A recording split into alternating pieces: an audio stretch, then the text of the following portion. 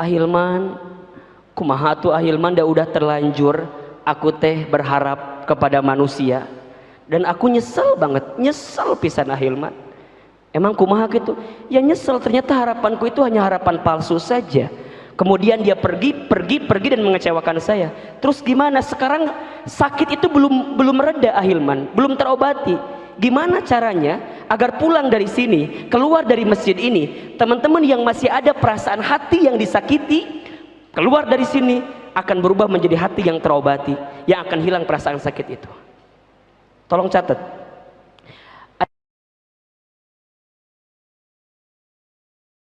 Beberapa cara agar hati yang sudah tersakiti kemudian bisa terobati. Satu,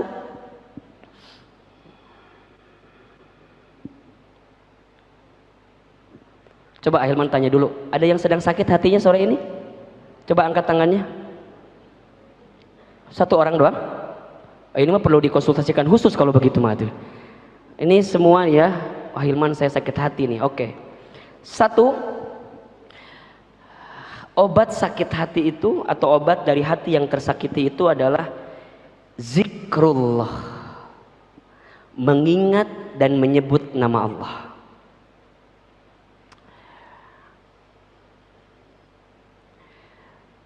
Kenapa zikrullah itu bisa menjadi obat untuk hati yang tersakiti?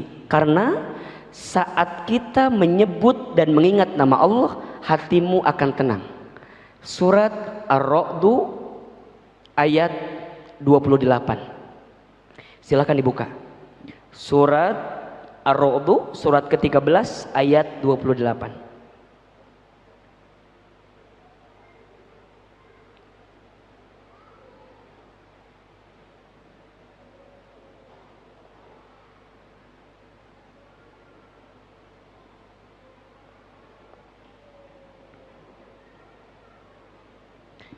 Sudah ketemu ayatnya? Baik. Ahilman mulai sore ini akan membiasakan untuk membaca ayatnya, kemudian kita terjemahkan pelan-pelan. Oke? Agar teman-teman bisa belajar menerjemahkan Al-Quran. Ya, minimal pulang dari sini dapat 1 ayat, 2 ayat. Alhamdulillah. Sudah ketemu ayatnya? Baik. Surat apa? Ar-Ra'du ayat berapa? 28. Auzubillahi minasyaitonirrajim. Bismillahirrahmanirrahim. Ahilman sekali, teman-teman sekali ya. Jadi Ahilman baca sekali, teman-teman sekali. Oke. Alladzina, orang-orang. Ayo sama-sama. Alladzina, orang-orang. Amanu, yang beriman. Wa tatma'innu qulubuhum, dan hati mereka menjadi tenang. Nah, oke, ulangi ya. Wa tatma'innu, dan menjadi tenang. Qulubuhum, hati-hati mereka. Bizikrillah, dengan mengingat nama Allah. Ala, ingatlah. Bizikrillah, dengan menyebut nama Allah. Tatma'innul qulub, maka hatimu menjadi tenang. Oke, kita ulangi ya. Alladzina amanu, dan orang-orang yang beriman. Orang-orang yang beriman. Wa tatma'innu qulubuhum, dan menjadi tenang hati-hati mereka.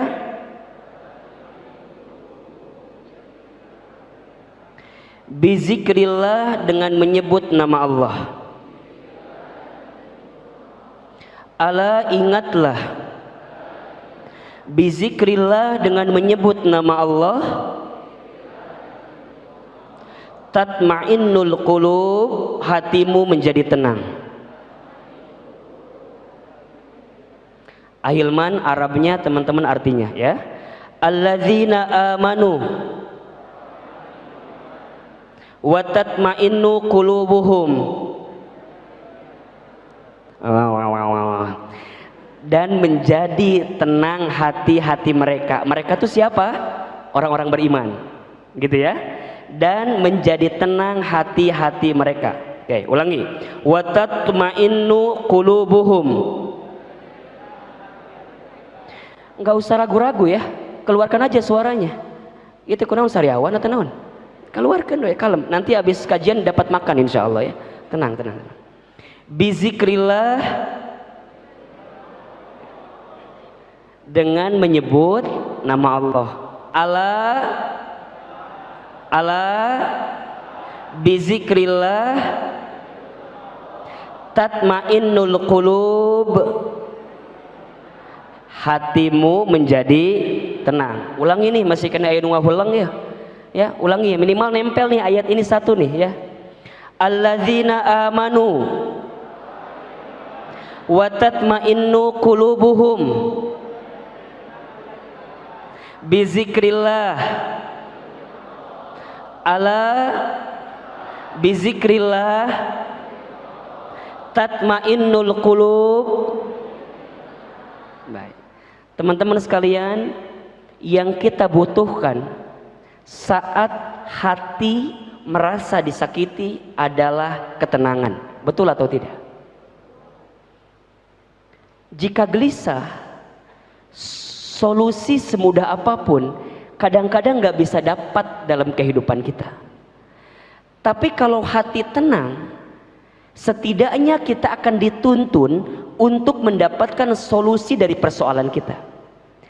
Dan ketenangan itu bisa kita dapatkan dengan zikrullah, menyebut, mengingat nama Allah. Zikir kepada Allah.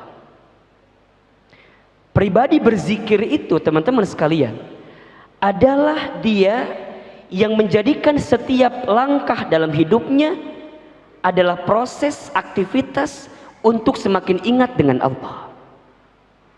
Duduknya ingat dengan Allah, berdirinya ingat dengan Allah, tidurnya maka dalam tidurnya pun dia melafazkan lafaz Allah. Ketika dia mendapatkan sesuatu dalam hidupnya, maka yang terucap di lisannya hanyalah kalimat Allah. Ketika mendapatkan nikmat, yang keluar kalimatnya adalah alhamdulillah. Ketika mendapatkan musibah, sesuatu yang menyakiti, menyulitkan, maka yang keluar kalimatnya adalah inna lillahi wa inna ilaihi raji'un. Ketika melihat sesuatu yang menakjubkan, yang mempesona, maka keluar di lisannya masya Allah, tabarakallah. Jika melihat sesuatu yang buruk, keluar di lisannya kalimat subhanallah. Ketika berbuat dosa, keluar kalimatnya apa? Astaghfirullah. Lisannya zikir, matanya zikir, telinganya zikir, tangannya berzikir, kakinya berzikir, aktivitasnya berzikir, rumahnya tempat zikir, kamarnya tempat zikir, bahkan kafe, hotel, pasar, angkot, kereta api, motornya, semua tempat berzikir, ingat kepada Allah Subhanahu wa ta'ala. Maka saat dia dikecewakan, dia butuh ketenangan. Dan tidak ada yang bisa menghadirkan ketenangan kecuali Allah Subhanahu wa ta'ala. Maka oleh karena itu, saat gelisah, tidak ada nama yang harus kita panggil kecuali Allah. Allah. Nabi Yunus alaihissalam. Teman-teman tahu Nabi Yunus? Tahu? Kenal? Di mana kenalan sama Nabi Yunus? Nabi Yunus satu ketika dalam proses dakwahnya ditolak oleh kaumnya.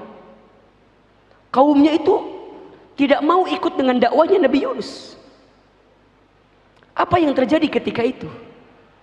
Apakah Nabi Yunus menyalahkan kaumnya? Tidak. Apakah Nabi Yunus menyalahkan keadaannya, keadaan kaumnya maksudnya? Tidak. Tapi yang Nabi Yunus dapatkan ketika merasa sakit, merasa kecewa karena dakwah yang beliau lakukan itu mungkin ditolak oleh kaumnya, kemudian berdoa kepada Allah yang doanya diabadikan dalam Al-Quran surat, tahu nggak? Al-Anbiya ayat 37. Buka ayatnya. Jadi saat kecewa, ya kalau bahasa kita kan mungkin sakit gitu. Sudah berusaha, sudah berikhtiar untuk mengajak kaumnya, tapi kaumnya kemudian menolak. Sampai dalam kisah yang lain kan Nabi Yunus itu dimakan oleh ikan paus dan kemudian berada dalam perut ikan paus itu. Apa yang Nabi Yunus lakukan ketika itu? Ternyata yang Nabi Yunus lakukan adalah zikrullah, zikir kepada Allah, yang zikirnya diabadikan dalam Al-Quran. Surat apa tadi? Al-Anbiya ayat 37. Surat ke-25 ayat 37.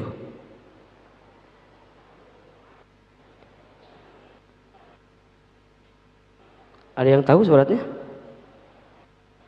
Hah? Al-Anbiya ayat 80.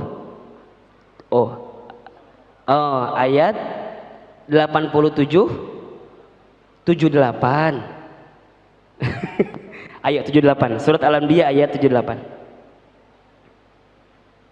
Sebenarnya apal teman-teman doanya kan, la ilaha illa anta subhanaka inni kuntu minadz dzalimin.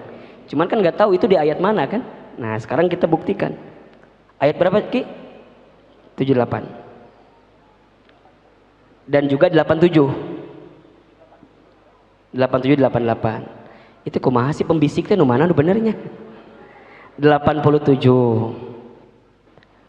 Dan ingat kisah Zunnun Yunus ketika ia pergi dalam keadaan marah, lalu ia menyangka bahwa kami tidak akan mempersempitnya. Maka ia menyeru dalam keadaan yang sangat gelap. Jadi kondisinya kan tadi yang Ahil menceritakan bahwa Nabi Yunus sudah berdakwah, sudah menyampaikan kepada umatnya, tapi ternyata umatnya tidak menerima apa yang Nabi Yunus sampaikan. Kecewa tentu, sakit hati tentu, tapi di saat yang bersamaan apa yang keluar dari lisannya? Zikrullah, zikir kepada Allah. Nah, ini zikirnya nih, ya. Ayo sama-sama ya, langsung ke pertengahan ayatnya. La ilaha illa anta subhanaka inni kuntu minadz, ya. La ilaha, tiada Tuhan. Ya sama-sama. La ilaha, tiada Tuhan illa anta, kecuali engkau ya Allah. Subhanaka, maha suci engkau ya Allah. Inni, sesungguhnya aku, kuntu minadz dzalimin, termasuk orang-orang yang zalim. Oke. Ahilman Arabnya teman-teman artinya la ilaha illa anta, selain engkau ya Allah. La ilaha, tiada Tuhan illa anta, selain engkau ya Allah. Subhanaka, inni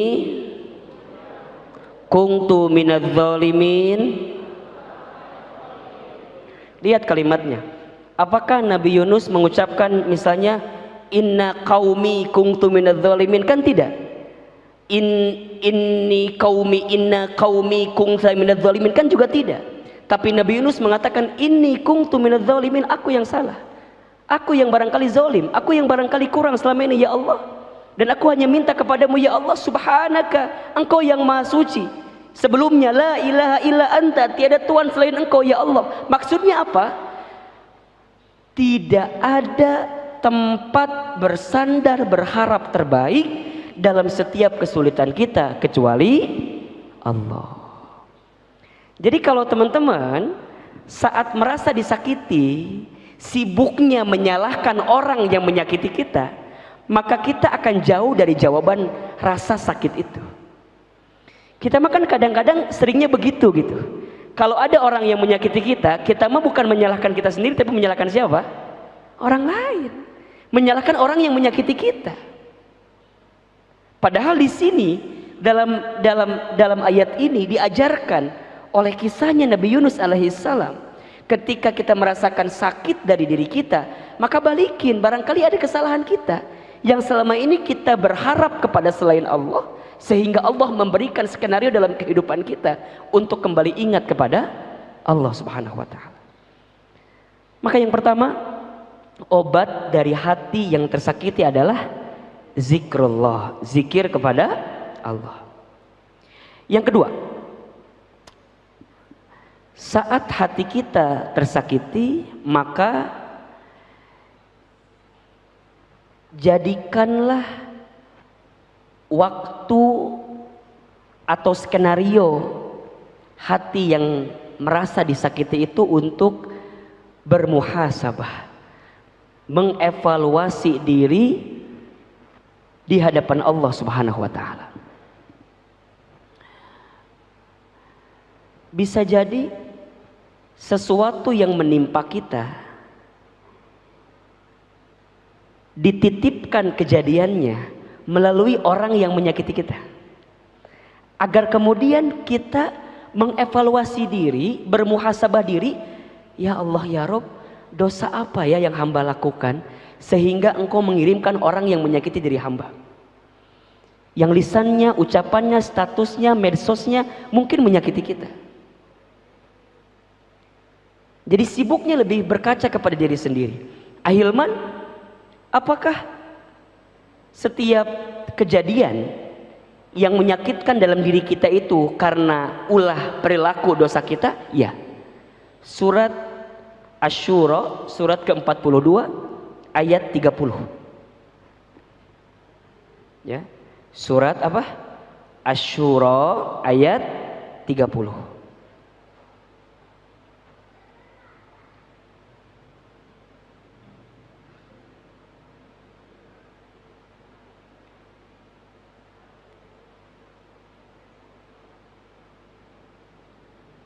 Sudah ketemu ayatnya atau belum? Baik. Sama-sama ya, Ahilman baca sekali, teman-teman ikutin.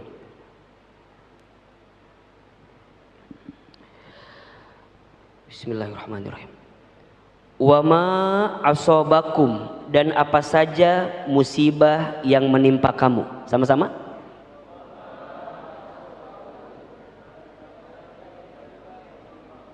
Wa ma asobakum, dan apa saja musibah yang menimpa kamu.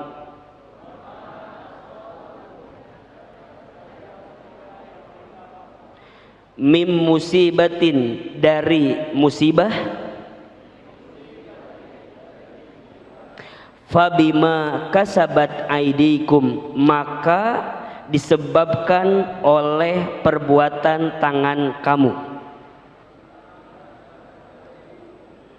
Fabima kasabat aidikum, maka disebabkan oleh perbuatan kamu. Wa ya'fu, dan Allah memaafkan, an katsir, sebagian besar dari kesalahanmu. Oke, pelan-pelan ya, kepanjangan ya? Panjangan ya, oke, pelan-pelan. Wa ma asobakum, dan apa-apa musibah yang menimpa kamu sekalian.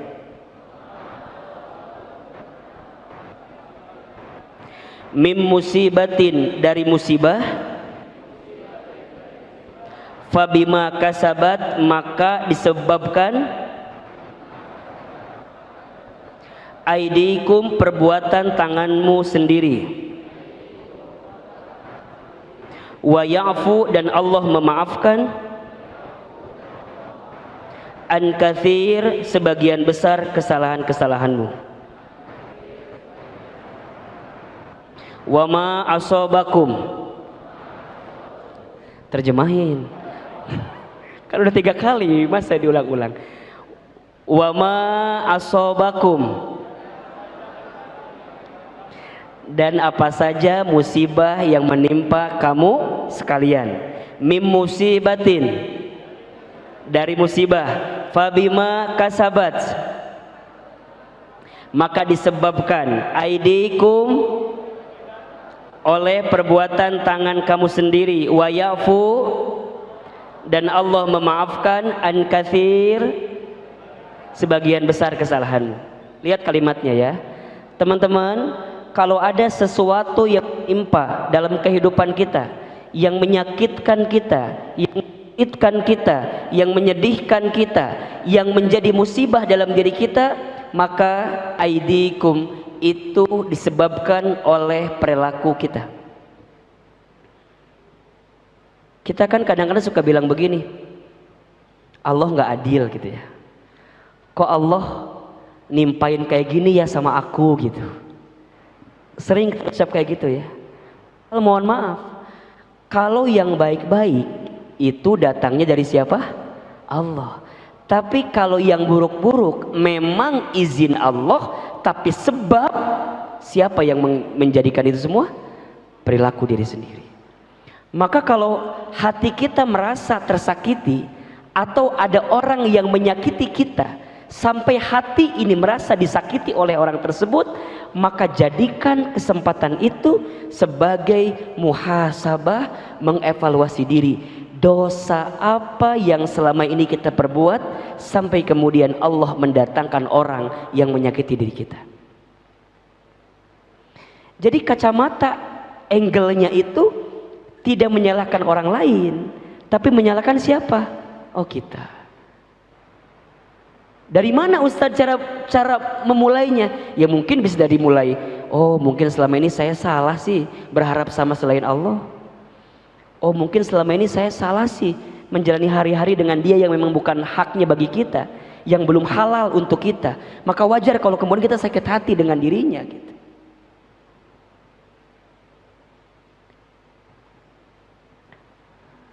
Muhasabah ini satu keadaan yang penting untuk kita hadirkan setiap saat, setiap waktu. Hasibu qabla an tuhasabu. Hisablah diri kamu sekalian sebelum kamu dihisab oleh Allah Subhanahu wa taala. Kita ini kan semua akan bertemu dengan satu hari namanya yaumul hisab. Yaumul hisab itu di mana di hari itu kita akan dihitung oleh Allah Subhanahu wa taala dari setiap kelakuan yang kita lakukan, termasuk dosa-dosa kita. Musibah, ujian, cobaan itu adalah trigger gitu istilahnya. Cara Allah untuk memantik diri kita, menyentil diri kita. Barangkali selama ini kita banyak salah di hadapan Allah sehingga Allah datangkan musibah yang membuat kita harusnya berpikir ini saat terbaik untuk mengembalikan semua kepada siapa? Allah Subhanahu wa taala. Coba teman-teman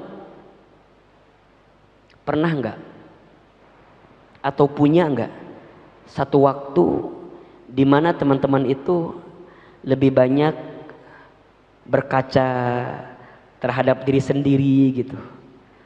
Berapa banyak kesalahan saya, berapa banyak dosa-dosa saya. Sering enggak kayak gitu?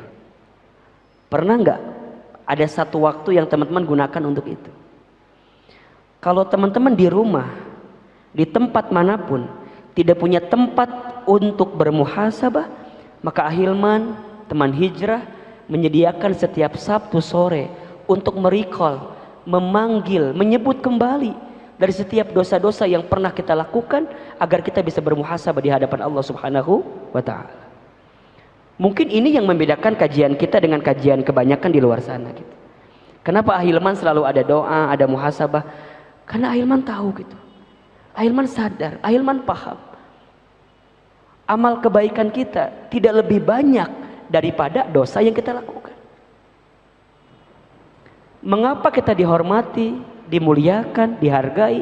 Satu alasannya, karena Allah menutup aib-aib kita. Kalau seandainya aib kita dibuka, demi Allah, tidak ada yang pantas untuk dihormati bagi diri ini. Karena aibnya, dosanya lebih banyak daripada amal kebaikan. Maka orang yang pandai bermuhasabah, dia akan selalu melihat dirinya itu seseorang yang banyak dosanya. Sehingga setiap kesempatan waktu yang Allah berikan kepadanya, detiknya, detaknya, setiap masa berganti dalam hidupnya, dia gunakan untuk minta ampun kepada Allah Subhanahu wa ta'ala. Makanya berkali-kali Ahilman sampaikan, kalau saat ini teman-teman masih diberikan kesempatan usia oleh Allah Subhanahu wa ta'ala, boleh jadi hakikatnya dua saja tujuannya. Pertama, karena Allah tahu amal kita jumlahnya masih sedikit, sehingga Allah berikan waktu kepada kita agar di sisa waktu kita habiskan untuk memperbanyak amal soleh kita di hadapan Allah Subhanahu wa ta'ala. Atau yang kedua, karena Allah tahu boleh jadi dosa kita bertumpuk banyak, sehingga Allah berikan usia kepada kita agar di sisa usia kita habiskan untuk minta ampun sama Allah dari dosa yang pernah kita lakukan. Teman-teman yang barangkali hari ini belum ketemu jodohnya, belum sempat menikah, husnuzon, muhasabah, bisa jadi teman-teman sedang diberikan waktu oleh Allah Subhanahu wa ta'ala untuk lebih banyak berbakti, memuliakan, membersamai orang tua. Karena mungkin selama ini teman-teman jauh dari orang tua teman-teman sekalian, sehingga teman-teman diberikan waktu oleh Allah. Neng, mungkin kamu belum saatnya menikah, karena kamu masih diberikan kesempatan oleh Allah untuk memuliakan orang tuamu. Karena barangkali nanti kalau sudah menikah, waktumu terbatas, waktumu mungkin tidak banyak seperti sekarang. Maka mohon maaf lahir batin teman-teman sekarang yang belum ketemu jodohnya, belum menikah, gunakan semaksimal mungkin untuk berbakti, memuliakan orang tua. Habiskan untuk itu semua. Terus teman-teman nanya sama Ahilman, Ahilman, memang kalau udah nikah nggak bisa berbakti sama orang tua? Bisa. Jangan dibalik, oh berarti kalau kata kalemnya kalau gitu mah, kayaknya 50 tahun nikah anak gitu mah, udah biar berbakti dulu. Bukan. Jadi kan kita tuh kadang-kadang minta sesuatu, tapi skenario yang terjadi itu nggak sesuai dengan kita kan. Nah di saat seperti itu teman-teman harus lihat angle lain gitu loh. Angle-nya apa nih? Hikmah apa nih yang sedang Allah siapkan? Teman-teman kuliah pengennya S1 itu lulusnya maksimal berapa tahun? 4 tahun. Tapi ternyata mohon maaf mungkin teman-teman lulusnya nggak 4 tahun, malah 7 tahun. Kenapa coba kira-kira? Ulin wae sih 7 tahun lulus merenan. Coba pikirkan apa nih hikmahnya apa? Jangan menyesali keadaan. Kalau tahu teman-teman terlambat 7 tahun itu lama banget kuliahnya, teman-teman mikir, oh ya Allah ya Rabb, mungkin selama ini kuliahku lama agar saya lebih banyak bersama dengan dosen pembimbing saya. Ada orang yang bimbingan tuh bertahun-tahun, ada nggak kira-kira? Ada, diuji kesabaran, dia telepon lagi dosennya, bimbingan lagi, ditolak lagi, telepon lagi, bimbingan lagi. Teman-teman santai aja menjalani itu semua karena tahu ada hikmah di balik itu semua. Maka ayo deh, yang kedua, agar hati ini tidak terlalu sakit ketika ada yang menyakiti kita, jadikan momentum sebagai apa? Muhasabah. Allah sedang akan mengampuni dosa-dosa kita melalui orang yang menyakiti kita. Kalau begitu kita akan bahagia gitu loh, kita akan lapang menerima skenario itu. Ahilman, aku tadi tinggal sama dia. Kalau dipikirin galau habis kita mikirin dia. Dia menikah sama yang lain, bulan madu malam pertama. Orang mengahulang dia mah udah kemana-mana, kita masih mikirin dia. Capek bos, capek bro, capek sis, udah teh mulailah move gitu, mulailah pindah, jadikan muhasabah. Oh ya Allah, barangkali dia pernah menyakiti saya, karena Allah sedang mengampuni dosa-dosa saya yang selama ini saya buat bersama dengan dirinya. Selesai. Jadi bahagia kalau ada orang yang menyakiti kita, memfitnah kita, melukai kita, bawaannya tuh enak aja, enjoy aja, karena di saat yang bersamaan Allah mengampuni dosa-dosa kita. Coba teman-teman Ahilman tanya, seneng gak kalau dosa kita diampuni oleh Allah? Senang. Makanya Allah kirimkan orang yang menyakiti kita agar di saat yang bersamaan kalau kita paham, kita minta ampun sama Allah. dan dosa kita diampuni oleh Allah Subhanahu wa taala. Yang ketiga, agar hati apa?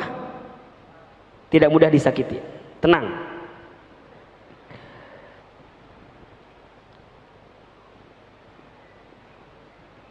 Nah, berdoa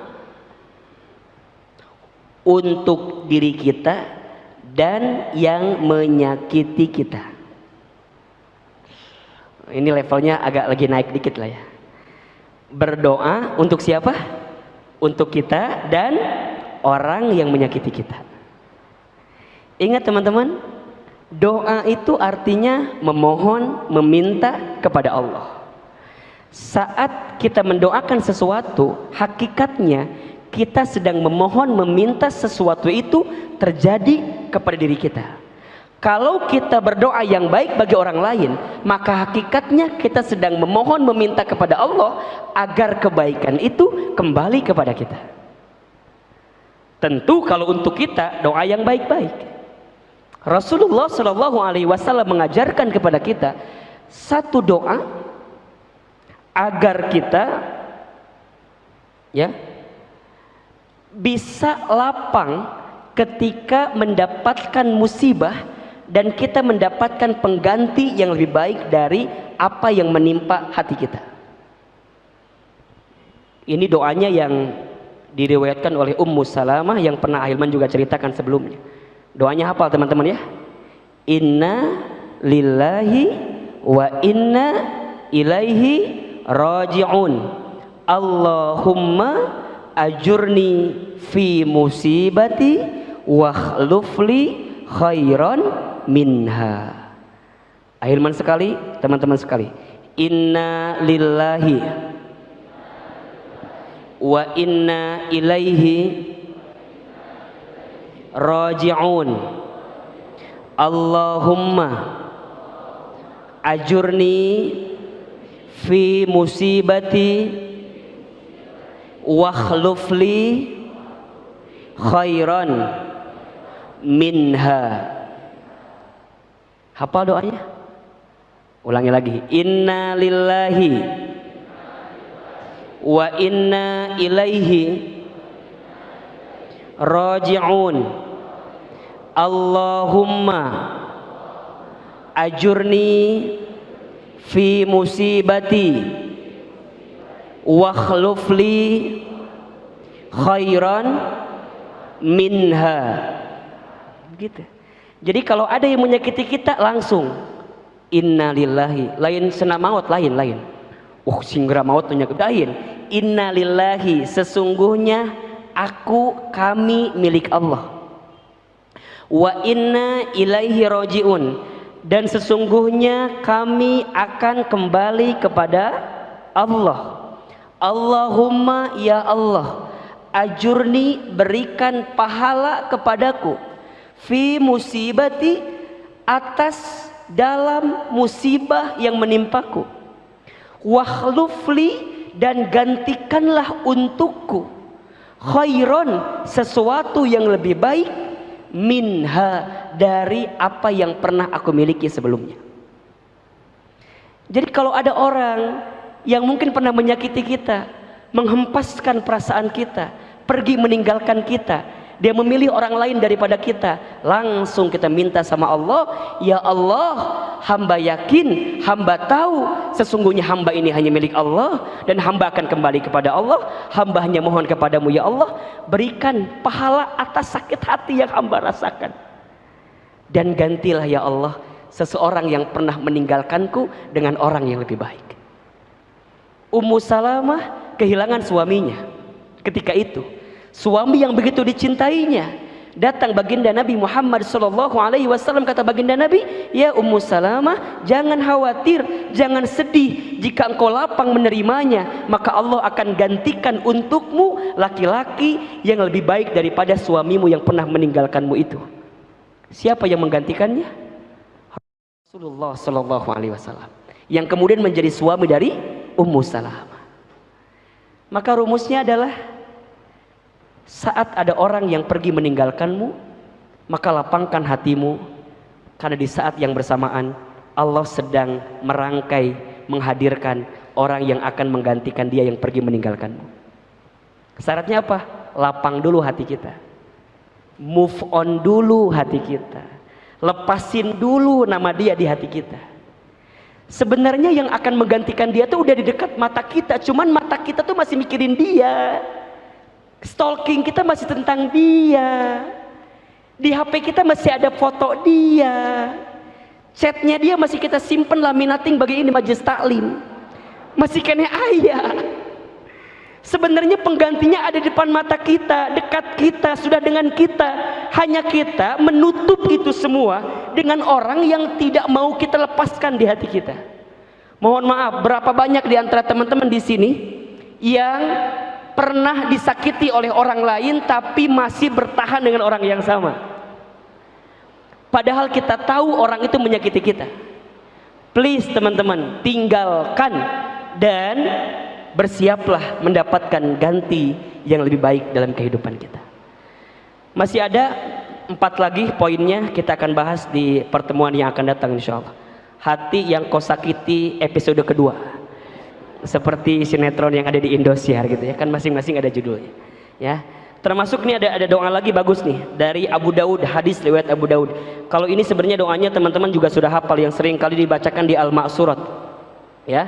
Allahumma inni a'udzubika minal hammi wal hazan wa a'udzubika minal azzi wal kasal wa a'udzubika minal jubni wal bukhl wa a'udzubika min ghalabatid daini wa qahrir rijal. Apa doa itu kan? Coba sama-sama. Allahumma inni a'udzubika minal hammi wal hazani wa a'udzubika minal azzi wal kasali wa a'udzubika minal jubni wal bukhli wa a'udzubika min ghalabatid dain wa qahrir rijal. Sama-sama. Allahumma ya Allah, inni a'udzubika, sesungguhnya aku berlindung kepadamu, minal hammi, dari kegelisahan, wal hazani, dan kesedihan, wa a'udzubika, dan aku berlindung kepadamu, minal azzi, dari kelemahan, wal kasali, dan kemalasan, wa a'udzubika, dan aku berlindung kepadamu, minal jubni, dari ketakutan, wal bukhli, dan kebakilan, wa a'udzubika, dan aku berlindung kepadamu, min ghalabatid dain, dari terjerat hutang, wa qahrir rijal, dan ketertindasan. Hadis riwayat Abu Daud. Nah, ini bisa teman-teman baca. Makanya kekuatan terbaik yang bisa kita bacakan di saat kita tersakiti adalah doa. Doa untuk kita dan doa untuk orang lain. Jadi kalau orang lain menyakiti kita, jangan doain yang buruk-buruk. Misalnya mohon maaf nih, dia nyebarin surat undangan nikah misalnya, set,